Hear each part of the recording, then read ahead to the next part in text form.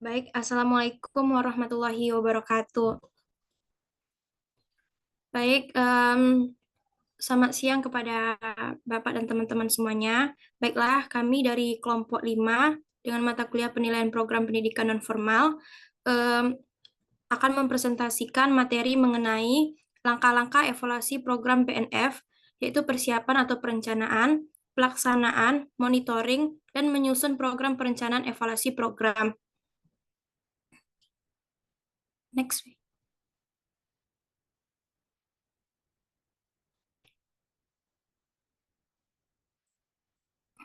Baik, kami yang beranggotakan, yang pertama itu Revi Putri Abdika, selanjutnya Suri Handani, dan saya Tessa Monika. Baik, materi pertama, latar belakang yang akan dijelaskan oleh Revi. Kepada Revi, dipersilakan. Baik, terima kasih moderator. Di sini saya akan menjelaskan latar belakang evaluasi program. Yang dimana evaluasi program dapat dikatakan sebagai monitoring dan penyesuaian yang dikehendaki oleh para evaluator. Gunanya untuk menentukan atau meningkatkan kualitas dari program tersebut. Nah, evaluasi menunjukkan seberapa baiknya program berjalan dan menyediakan cara untuk memperbaikinya. Pelaksanaan kegiatan evaluasi pada suatu program itu bergantung dengan perencanaan evaluasi yang telah ditetapkan, atau dengan kata lain keberhasilan dan dari pelaksanaan evaluasi yang didasarkan pada perencanaan yang telah disusun secara sistematis. Ketika melakukan evaluasi program, perlu dilakukannya pemantauan atau monitoring. Sesuai dengan namanya, pemantauan pelaksanaan evaluasi ini guna untuk mengetahui kesesuaian antara pelaksanaan program dengan tujuan yang ditetapkan. Next.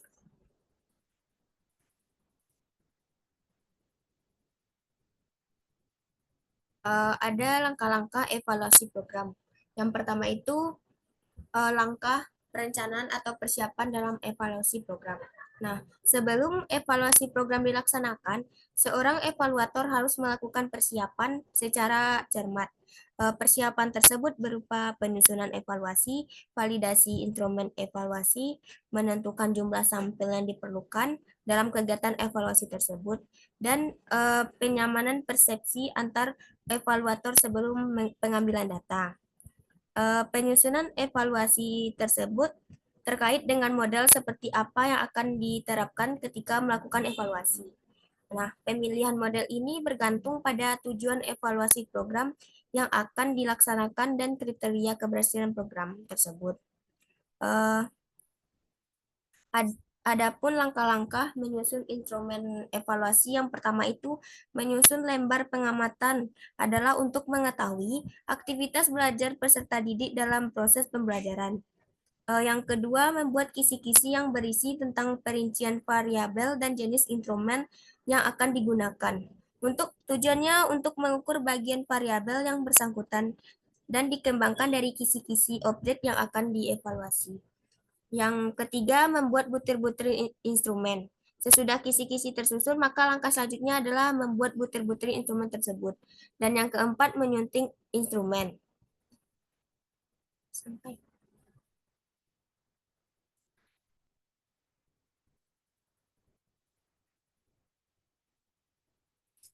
Selanjutnya, instrumen yang telah tersusun belum dapat digunakan untuk mengumpulkan data. Instrumen masih perlu divalidasi untuk mengetahui tingkat validitas dan reliabilitasnya. Nah, penentuan tingkat validitas dan reliabilitas ini bisa kita lakukan pada buku-buku statistik dan metodologi penelitian yang membahas tentang reliabilitas dan validasi instrumen tersebut.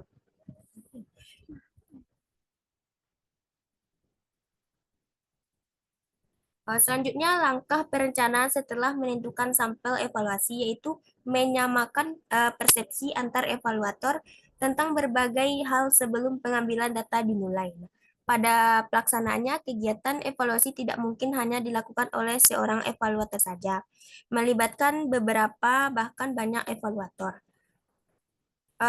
Apabila hal ini terjadi, maka perlu kesamaan persepsi antar evaluator agar tidak terjadi salah persepsi.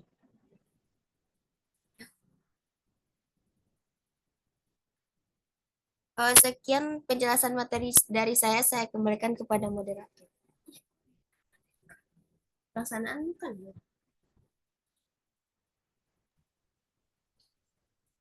Baik, terima kasih kepada Revi. Selanjutnya materi yang kedua yang akan dijelaskan oleh Suri. Kepada Suri dipersilakan. Baik, terima kasih kepada moderator. Di sini saya akan melanjutkan materi mengenai langkah pelaksanaan dalam evaluasi program. Nah, yang pertama, evaluasi program dapat dikategorikan menjadi 4 jenis. Yang pertama, evaluasi reflektif digunakan untuk mengevaluasi kurikulum sebagai suatu ide. Maksudnya, istilah efektif diambil dari mengkaji ide yang dikembangkan dan dijadikan landasan bagi kurikulum. Nah, evaluasi terhadap ide ini dapat dilakukan pada waktu pertama kali suatu ide dikemukakan oleh seseorang. Nah, hal ini terjadi karena biasanya penerjemahan suatu ide menjadi suatu rencana memerlukan kajian, yaitu berupa operasionalisasi ide tersebut. Evaluasi terhadap ide dapat pula dilakukan pada waktu program sebagai rencana telah selesai ditulis. Yang kedua yaitu evaluasi rencana merupakan jenis evaluasi yang banyak dilakukan orang terutama setelah banyak inovasi diperkenalkan dalam pengembangan program.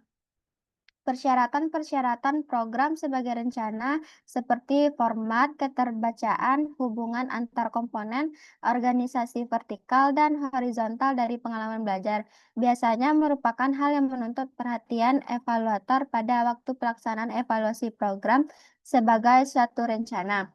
Selanjutnya itu yang ketiga evaluasi proses kadang-kadang disebut pula dengan istilah implementasi program. Ini menggunakan istilah proses dimaksudkan untuk memperkuat pengertian program sebagai suatu proses. Istilah evaluasi dianggap lebih memberikan kedudukan yang sama antara dimensi program sebagai ide, rencana, hasil, dan program sebagai suatu kegiatan. Nah, evaluasi proses mempunyai perhatian evaluator diarahkan tidak saja kepada apa yang terjadi dengan program sebagai kegiatan, tetapi evaluasi tidak pula mencoba melihat mengenai berbagai faktor yang berhubungan dengan pelaksanaan program sebagai kegiatan. Dan yang keempat yaitu evaluasi hasil merupakan jenis evaluasi program yang paling tinggi. Bahkan pada mulanya dimaksud evaluasi identik dengan evaluasi hasil. Lebih lanjut, hasil yang dimaksud adalah hasil belajar dalam pengertian pengetahuan yang dapat diserap oleh peserta didik.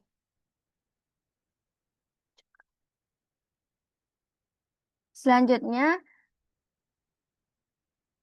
agar kegiatan pengumpulan data dapat dilakukan dengan baik, ada beberapa yang dapat diuraikan mengenai bagaimana mengumpulkan data yang baik dengan menggunakan berbagai alat pengumpul data. Yang pertama, pengambilan data dengan tes. Nah, pengambilan data evaluasi dengan tes dapat dilakukan dengan beberapa cara.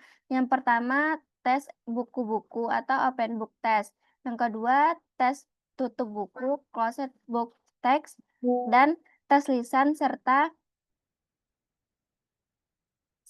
tes tindakan atau tes praktik. Yang kedua yaitu pengambilan data dengan observasi. Nah, observasi merupakan sebuah proses untuk mengamati, meninjau, dan memperoleh informasi, fakta atau data yang dilakukan melalui pengamatan secara langsung dan sistematis dengan bantuan instrumen yang dijadikan pedoman dalam pelaksanaan kegiatan penilaian. Yang ketiga yaitu pengambilan data dengan angket. Nah, pengambilan data dengan angket dilakukan dengan memberikan kuesioner kepada subjek penelitian. Dan yang terakhir itu pengambilan data dengan wawancara. Pengambilan data dilakukan dengan tanya jawab terhadap subjek untuk mendapatkan informasi.